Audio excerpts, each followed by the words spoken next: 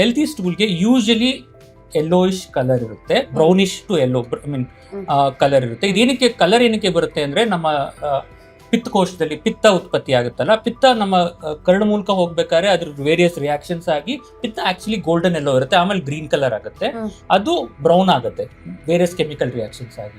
So normally about lightish brown ಇರುತ್ತೆ. ಮತ್ತೆ consistency ಅದರದ್ದು ತುಂಬಾ ಗಟ್ಟಿಗೂ ಇರಬಾರ್ದು, ಮೆತ್ತಗೂ ಇರಬಾರ್ದು, ಮತ್ತೆ ಲಾಂಗ್ ಸ್ಟ್ರಾಂಡ್ಸ್ ಇರಬಹುದು. ನಾವು ನಮ್ಮ ಮೆಡಿಕಲ್ ಲ್ಯಾಂಗ್ವೇಜ್ ಅಲ್ಲಿ ಬ್ರಿಸ್ಟಲ್ ಸ್ಟೂಲ್ ಚಾರ್ಟ್ ಅಂತ ಒಂದು ನಾವು ಹೇಳ್ತೀವಿ.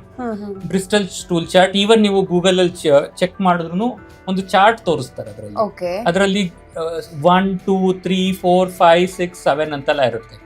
ಅದು 1 2 3 ಇದೆಯಲ್ಲ, ಅವೆಲ್ಲ ಕಾನ್ಸ್ಟಿಪೇಷನ್ಗೆ, ಅಂದ್ರೆ ತುಂಬಾ ಗಟ್ಟಿ ಆದಾಗ ತುಂಬಾ ಗಟ್ಟಿ ಪೆಲೆಟ್ಸ್ ತರ ಆಗುತ್ತೆ, ಅದು 1 2 ಆ ವಿಷಯದಲ್ಲಿ. ನಾರ್ಮಲ್ ಜನರಲ್ಲಿ ಅದು ನಂಬರ್ 4 and 5 ಲೆವೆಲ್ಗೆ ಹೋದ್ರೆ ಅದು ನಾರ್ಮಲ್ ಅಂತ.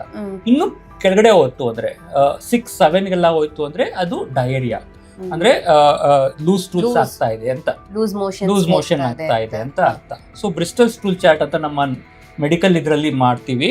ಅದರಲ್ಲಿ 4 and 5 ನಾವು ನಾರ್ಮಲ್ ಅಂತೀವಿ. ಅದು ಕರೆಕ್ಟ್ ಕ್ಯಾರೆಕ್ಟರಿಸ್ಟಿಕ್ಸ್ ಇರುತ್ತೆ.